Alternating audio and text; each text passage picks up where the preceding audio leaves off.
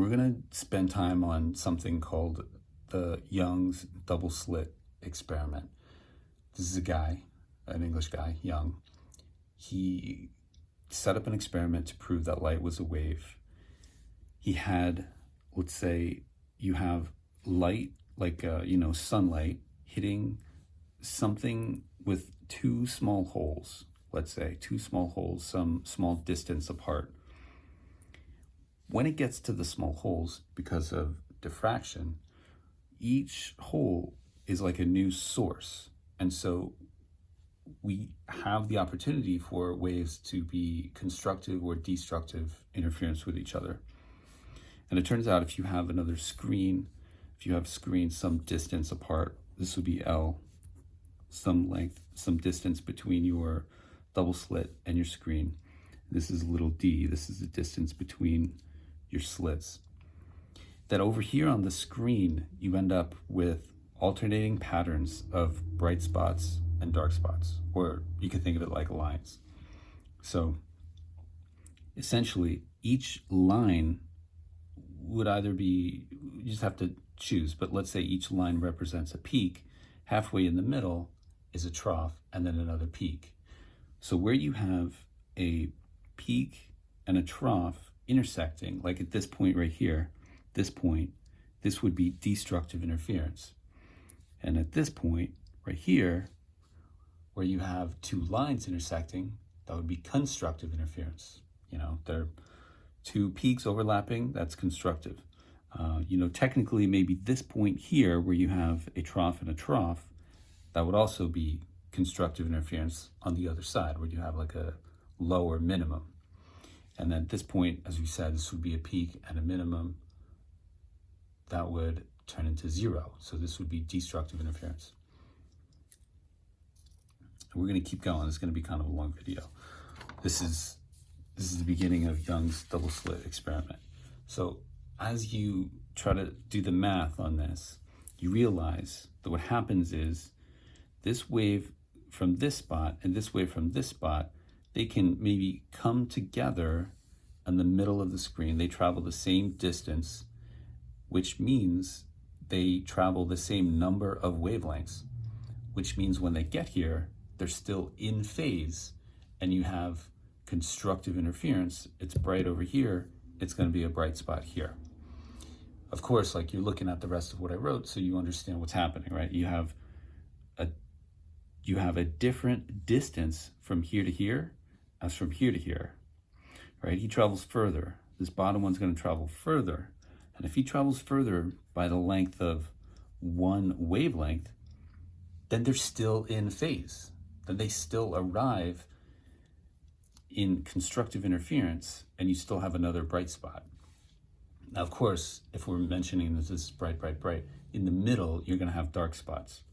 In the middle here, it's going to travel a difference of half a wavelength. We'll get there, but this is the formula. D sine theta equals m lambda. Lambda is the wavelength of this light. D is the difference between the distance between the two slits. Normally, it's a very small number. And theta represents the angle from your center line to the angle going to the bright spot, not the center bright spot, but the other bright spot. By the way, if you're talking about the middle one, that means m is 0. And if m is 0, you would have sine of theta equals 0. That means theta is 0. So that's right, you have no angle here. And the terminology is the m value is called the order of the fringe. So if m equals 1, you would say that's first order bright fringe. Okay, we're going to keep going. We'll get to destructive interference. So if we have destructive interference, that means they travel a different distance and they're off by some multiple of half a wavelength. So if they're off by 1/2 wavelength, this would be the first dark line. In other words, you have a bright spot, in the middle, and then dark spot, and then another bright spot. This would be the destructive interference. They're off by 1/2 wavelength. Same idea, we saw this before, but now it's being applied to this situation. Here's the formula, so things are consistent, and the m value would still be some integer, 0, 1, 2, and so on.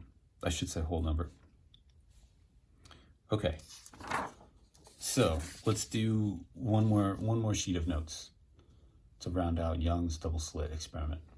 Here's a good visual, right? So in the middle, you have the central bright spot. And this is supposed to mean that this is brighter than the other ones. This is the brightest. The one in the middle is the brightest. And the others are there, they're just not as great amplitude. So this would be the first dark spot. This would be the first order bright spot, the 0th order bright spot, the central bright spot. Okay, so here's a common problem. You would have, how wide is the central bright line?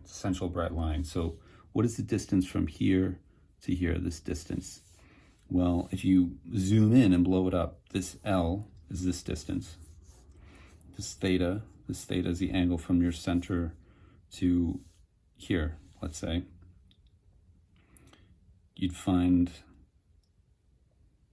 I guess this would be, technically this would be lambda over 2, right?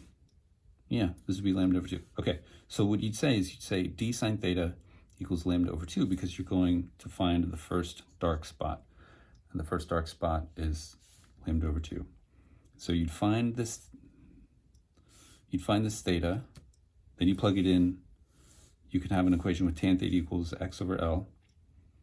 You know L, you solve for x, and then the total width of the center bright line would be 2 times x. Yeah, okay. Jump in, try it out, and watch this again, or ask me any questions you want.